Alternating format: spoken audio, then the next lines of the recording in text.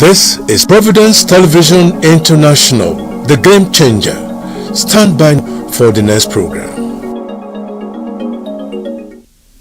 Good morning and welcome to the program Thoughts and Visions of Emmanuel Egariba. My name is Ugbebo Ikikwa, and just as the name implies, Thoughts and Visions of Emmanuel Egariba, our guest in the studio this morning is Dr. Emmanuel Egariba. You're welcome to the studio. Thank you very much. After all the rigors and all the painstaking efforts, the coverages of the election, things have simmered down a little bit. So we're back to regular programming, and this is one of them. Exactly.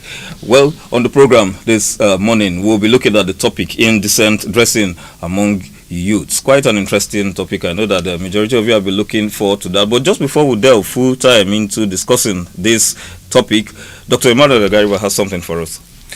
Well, as usual, it's become a norm now that we just relax our viewers, but it's also very educative. Some of the things we say, they're very educative. For instance, on this day, back in 1987, General Ibrahim Babangida, the then military head of state or military president, he created two states on this day in 1987. One of them is Akwa Ibom, split from Cross River State with the capital at Uyo and with 31 local government areas. So that's the map there, the red colored map. That's for Akwa Ibom State. And today I guess they will be celebrating in their own little way. The other state is Katsina up north, the home of hospitality they call it, from the old Kaduna State. In a nutshell, both states were created 37 years ago today by General Ibrahim Babangida, the president as it then was. Now we go on to sports, football. Paolo Rossi, most of you will remember him. He was born on the 23rd of September 1956. Unfortunately, he died on December 9, 2020 at the age of 64. And who is Paolo Rossi? He led Italy to the memorable 1982 FIFA World Cup title, scoring 6 goals to win the Golden Boot. Now, he sank favorites Brazil in the semi-final in Barcelona, and he scored a hat-trick on that occasion. You remember he edged out Tele Santana's Brazil at 3-2. And I also remember, because I was there at that championship back in Barcelona, he had a lot of wonderful teammates, including Dino Zoff, the goalkeeper, who was apparently the oldest player at the time. And alongside Dino Zoff, we had Marco Tardelli, Antonio Cabrini. We had Shirez and Claudio Gentile. These were great players of the Italian side that eventually won the cup back in 1982. Now, we are talking about Ray Charles. This is music now. Ray Charles was born on the 23rd of September 1930 in Albany, Georgia, in the United States. He died on June 10, 2004. An American singer, great one for that matter, songwriter, musician, and composer. One of the most iconic musicians of all time. He lost his sight, as you probably could perceive from that picture, at the age of 4 due to glaucoma. Now, in the field of medicine, we're talking about Sigmund Freud. He died on September 23rd, this day in 1939, an Austrian neurologist, founder of psychoanalysis, for articulating the psychoanalytical theory and the structure of the subconscious. That's Sigmund Freud. I mean, those of you who are interested in psychoanalysis, there's no way you can miss out on the name Sigmund Freud. And lastly for us there, Honorable Mohammed Al Saud, founder of Saudi Arabia, way back in 1932. In other words, the Kingdom of Saudi Arabia was established this day in September 1932. This gentleman presided over the discovery of petroleum in Saudi Arabia in 1938 and the commencement of large-scale oil production after World War II in 1945. He died on November 9, 1953 at the age of 78. Those are bits for this segment of the program. We thank you very much for being with us. But we implore you to continue because we have a very interesting topic coming on in just a moment, right after this. At last, the glorious days of television are back. Welcome to Providence Television International, founded and powered by the one and only Emmanuel Igariwa, the multiple award-winning producer. Providence Television International, reaching out to the world with very attractive and irresistible programs. With Providence Television International, it will be pleasure unlimited. We are also at your service for social event coverages and live streaming on our channel. You can reach us at our corporate headquarters, 42 Igbesaman Street, Benin City, or telephone 08033 511 599. And to connect with us on live transmission, simply log on to YouTube and then type Providence Television International and you're good to go. Subscribe and let us give you the utmost satisfaction on television. It's a promise. Providence Television International, the game changer. If you're just joining in, the program is Thoughts and Visions of Emmanuel Igariwa, and the topic is indecent dressing amongst youths. What are the factors responsible for indecent dressing amongst youths? Well, first of all, before we even talk about those issues, let us acknowledge the fact that this has become a national malaise. It's a big problem among our youths, among young people of this country. And I think that a lot has to do with parenting. Yes, we're going to what you said now. If you look at that picture there, I mean, this looks like insanity. Pure and simple, all in the name of fashion. Okay, there are decent young people who will not dress this way. Okay, so it's a it's a terrible occurrence.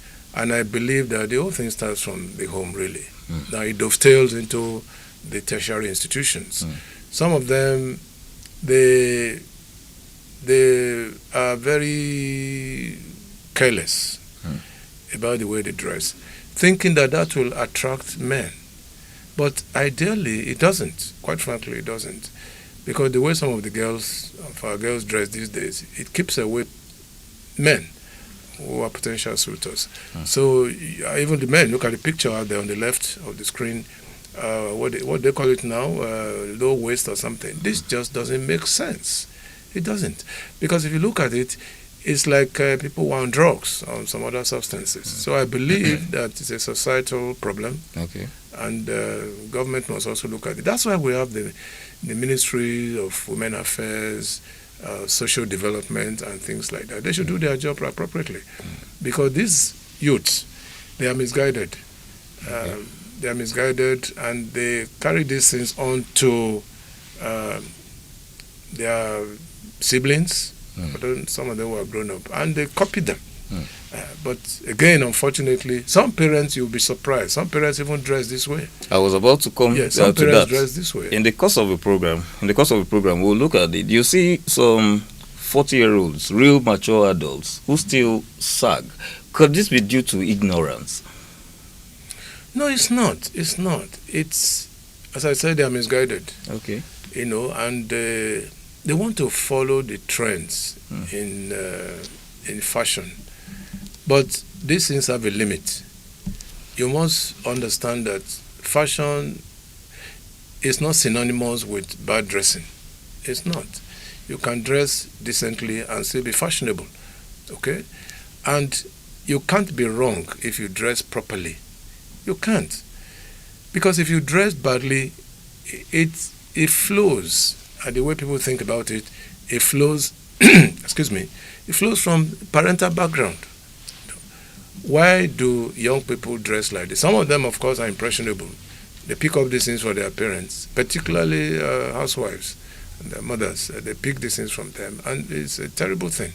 I believe that the churches also have a role. Religious bodies do have a role to chastise some of these young people. You don't have to dress in a crazy manner to follow the trends in fashion, Okay. right? And in any case, this thing also has to do with values. Our value system shouldn't have room for this kind of thing. Okay. I mean, this is it's a cultural issue as well. In some Western countries, they will permit things like that. But we are Nigerians. We are Africans. and there are certain values that go with our culture. All right. So if we place these things on the wrong plate, we are likely to draw the ire of people who are watching. And I believe that even the universities have a role to play in this. I understand that some state governments have banned indecent dressing within their jurisdiction, which is good. Delta, for instance, done one or two things about that. I'm hoping that those state governments should also follow suit, because we are losing our values. We are losing our values very fast, and it rubs off on the way. Look at this picture now. I mean, this is insanity. Let's face it, this is daylight insanity. It just doesn't make any sense. It doesn't. All right? So why must somebody sag in this manner? And he's outside there. But he left a home. He dressed like this from a home, and the parents were probably just looking at him, thinking that is fashionable, but it's not. Fashion is not synonymous with craziness. Yes. It's not synonymous with insanity. That's one thing we must draw from this kind of thing. Yes. And so, well, on this note, I actually talked about ignorance in the first place. So many people do not even know the origins. So many people who sag do not even know the origins of sagging. And that's why I talked about ignorance. If we remember, in the prisons, it's a trend that started in the US, actually. Oh, yes. And in the prisons, because they're not allowed to use belts, because of the buckles so and all that. Yes, they sag. It's normal. And so, it's a trend that has come from prisoners, for those who do not know. And so, do we now emulate prisoners' dressing? It brings us to ignorance. Ignorance and recklessness. Okay. Yes, recklessness. I mean, you don't have to do things in an awkward manner because you think they are coming from outside of this country. Exactly. You don't copy the wrong things. I mean, there are young people who still dress decent. They wear suits. They wear shirts well tucked in. Even when they are flying their shirts, they are neat, they are clean. And it's not something that is outlandish. Okay. For example, I mean, look at this, for instance. Look at this. I mean, it just doesn't tell well. It doesn't. It doesn't tell well at all. First of all, you are not even on the beach. But look at the way these young ladies are dressing in broad daylight. It doesn't tell well at all. And it keeps suitors away. Exactly. Yeah. The imagination is that this will attract men folk, but it doesn't. I mean, in actual sense, if you dress wrongly like this, you are keeping the men away.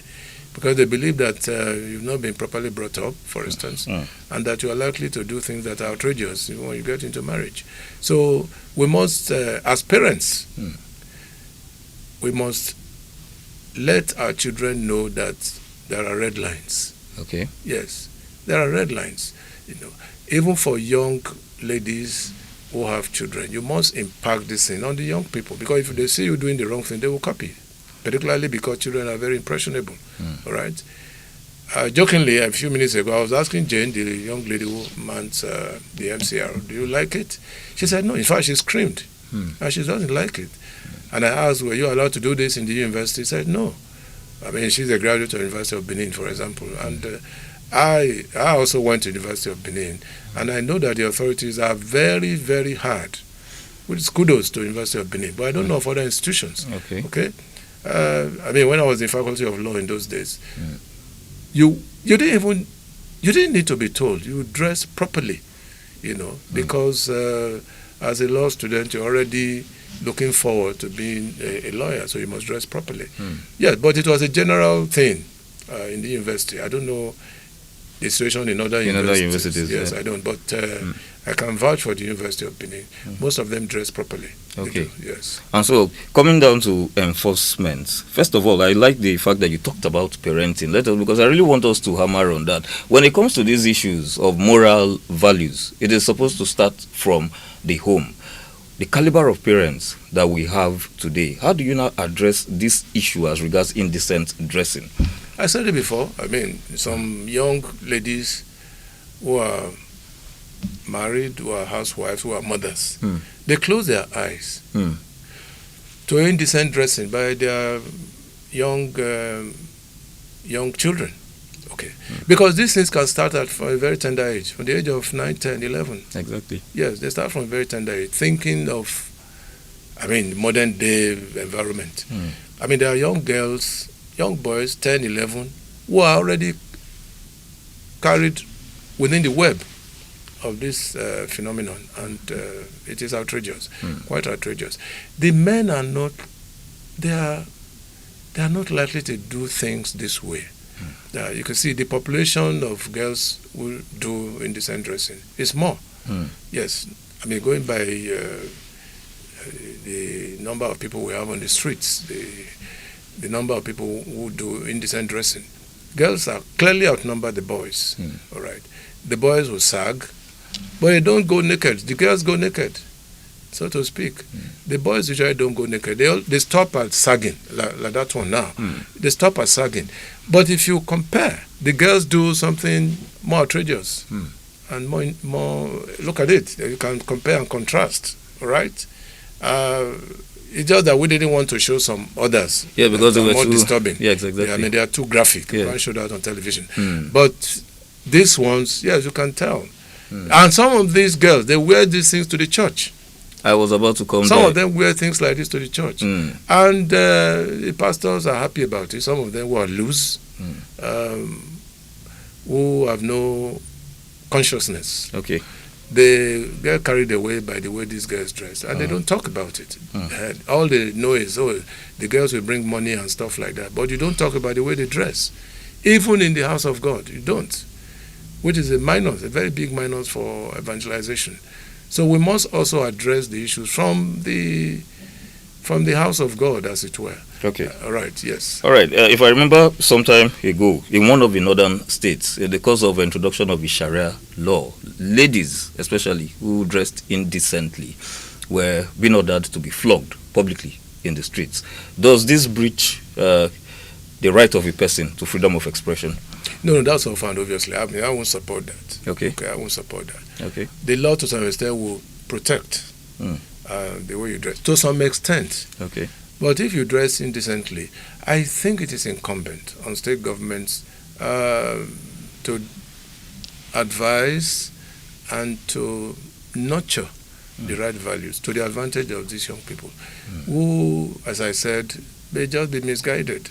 But we need to give them proper orientation, and that also means that if they are caught, yes, they could be disciplined, but not openly by way of flogging and things like that. I mean, that's barbaric, obviously, because they've not committed any offense against the state, right? It's immoral, yes, we agree, but they have their rights as human beings. So we can only just implore that government should look at these things very carefully and to advise, excuse me, to advise appropriately as to what to be done, particularly parents. All right, the ministries involved in this should also up their game. Exactly. Yes, I was coming to that. The National Orientation Agency. We've not heard anything as regards this. This is part of orientation. This obviously is part of orientation. Yes, because if you are talking of moral values, that is encompassed by orientation, generally speaking. You cannot divorce this from orientation because it's our national values and psyche that's involved. And I believe that we can also tell fashion designers in a way, yes, because some of these things that these young people wear, they are very expensive. If you ask me, they are very, very expensive, and yet they are made by fashion designers. Some of them from Italy, yes, and some other European countries. They are very expensive. So, but the issue is, it's not the expensive nature of the attire that we are talking about. It is the moral value attached to this dress code that we are talking about. This is very outrageous. It is nauseating. Some ladies, for instance, even their crotch. Yes. They exhibit their crotch. And why they do that, I don't know. Yes. And this is one of the things that may probably be responsible for all kinds of negative behavior, like rape. Exactly. Yes. Because when you talk about rape, the initiative comes usually from the woman. Okay. The initiative. And the initiative can come from different dimensions, from this indecent dressing. Sometimes you go along New Benin Market, they throw all kinds of insults, are the girls, in a very embarrassing manner. But that's also to show that people are not happy about what is going on. But some folks, men for instance, are again attracted to such things, and that can lead to rape. A lot of, you'll find, from research, for example, a lot of girls who have been raped have been involved in indecent dressing. Okay. Yes. Especially in the universities. Yeah, in the universities. Yes, invariably. Okay. When you dress to the point where your undies show, for example, and you go into a lecturer's office, the first thing he looks at is that part of your body. And for the people who have no control over themselves, they are easily carried away, and they make you to do all sorts of stupid things. Right? So that's the issue. Looking at the role of religious leaders in stopping this trend, there was this instance of a church where somebody dressed indecently, and the pastor actually embarrassed the person and walked. It was on social media. Yes. And walked the offender out of the church, and people were all like, could you not just have done it softly? Yes. Okay, what's your take on this? Should this happen in the churches as a walk away an offender whom you feel has dressed indecently? I think the better thing to do was to call the girl out quietly. Okay. Okay. Rather than that kind of open rebuke. Okay. Yes, but the intention of I am sure he apologized later on that he might have done that, but it was a deterrent because nobody will want to face that kind of embarrassment anymore. Exactly. Yes, in a way. Yes, you are right. But we should also have respect for the human person. Okay. Right. Respect for the human person, and believe it or not, the girl involved must have done it out of ignorance. Okay. Right. Completely out of ignorance. Even though some of them we know do it to entice. To entice or to get unnecessary attention. Yeah, to draw attention to themselves. And some of the pastors have been victims of this. Rather than preach the word of God, you are looking at another direction. It has happened many, many times. You lose concentration. Yes. You totally lose concentration. And some of these guys, they sit in the front row. Yes. They open their legs, because if you dress decently with your dress going down, nothing can happen. Exactly. But if you were halfway through, you open your legs, and the attention of the pastor is there. Rather than preach the word of God, the word of Christ, he's looking somewhere else. At the end of the day, he even misquotes the Bible. Yes, it has happened. So we must be very careful. It's a societal malaise, as I said, and it starts from the home. But you also find that some of the youths involved are victims of homes where things are not going properly between the parents. Oh, okay.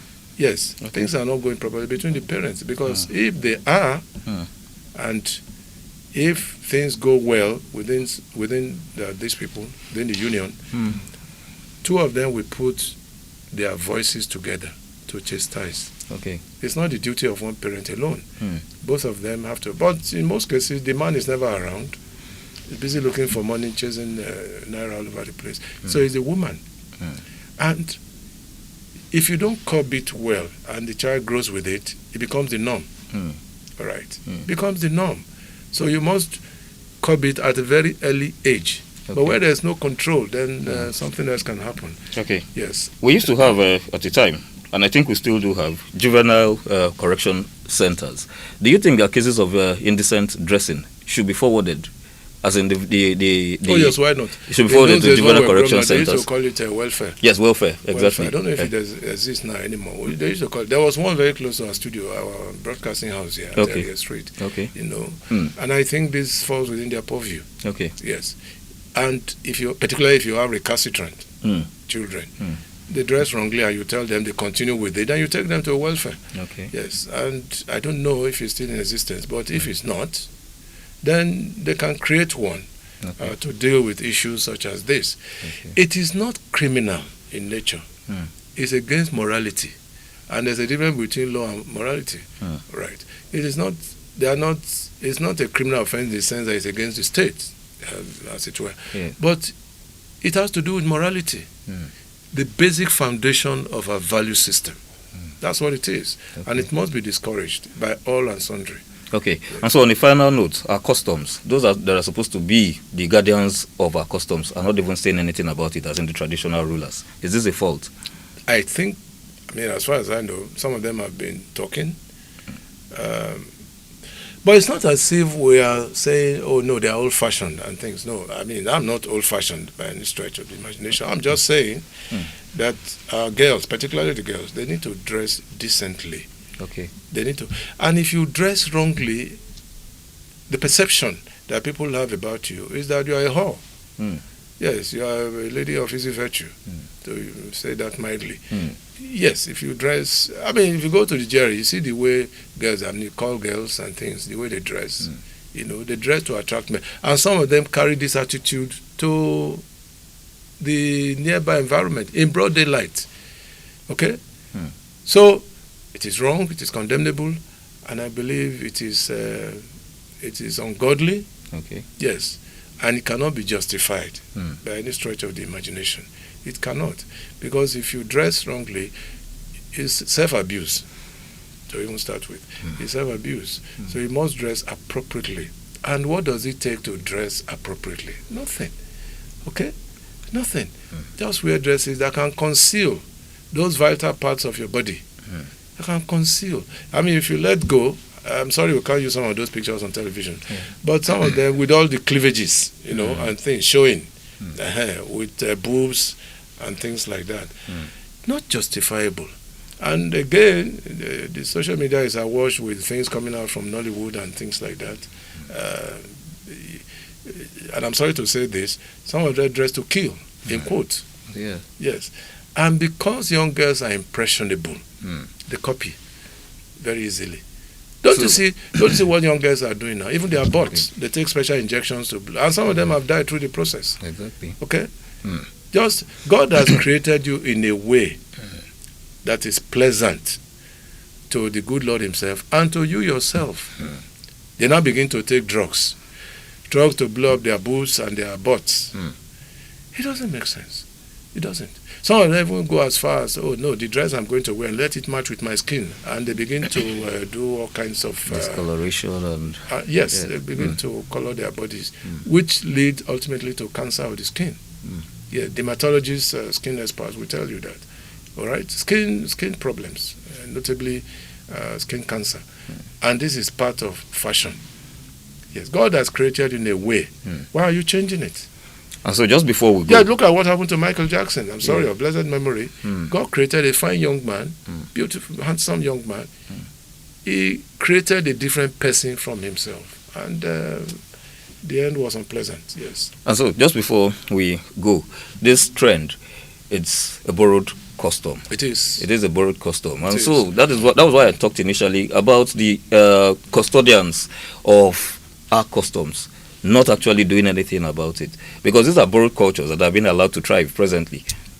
I should believe that I know much about. I should believe that they have been talking. Maybe not enough. Okay. Yes, maybe not enough. But the plank of my argument is that this thing should start from the home. Really. These young ones, starting from the age of 15, 16, 17, if you go to some hotels, some hotels in Benin, for instance, you see girls about 15, 16 who dress in very crazy manner. And men carry them to these hotels. Why they are attracted to them, I don't know. All in the name of fashion or whatever it is. But it's morally depraved. Yes, terribly morally depraved for these young people to go into all those kinds of things. But as I said earlier, many responsible young men are looking for decent young ladies. They are not looking for flicks. Yes, many decent people, they are not looking, they want to get married, and they are looking for decent young women. So if you dress in negative manner, they count you as one of them. They may want to take you out and all that, but it ends there. Exactly. It ends there. Because again, if you dress wrongly, that portends real danger for possibilities of getting married. Okay, as it were. So that's what I'm saying, and I think that parents should be very wary of this. Parents, particularly parents of teenage sons and daughters. Yes, because it starts at that age. Don't forget, when you get to the university, particularly at the undergraduate level, they are now free. Yes. There is freedom, and they believe that this freedom, nobody should control them, and they do things the way they like. But that's the point where parents should also keep a tab. Yes, they begin to keep a tab on them, even while in the university. Yes. All right, because they are young people. I mean, children get to university at the age of 16. All right, 15, 16, they get to university. We talked about something. Exactly. I just smiled there. But you see, yes, I agree with you because I talked about it that we shouldn't disturb them. There are good children who get to university at 16, decent. Okay. Very, very decent. This is taking us back to that topic. Back to that topic. Yes, they do not get involved in all this terrible dress code. They are from good homes. Okay. Yes, and they face their studies properly. And if you say, oh, because you are afraid that they will dress wrongly, you are not going to allow them to go to the university, you are wrong. You are wrong. You should allow them to go to university. They finish at 21, maybe, to contribute to national development. That's what it is.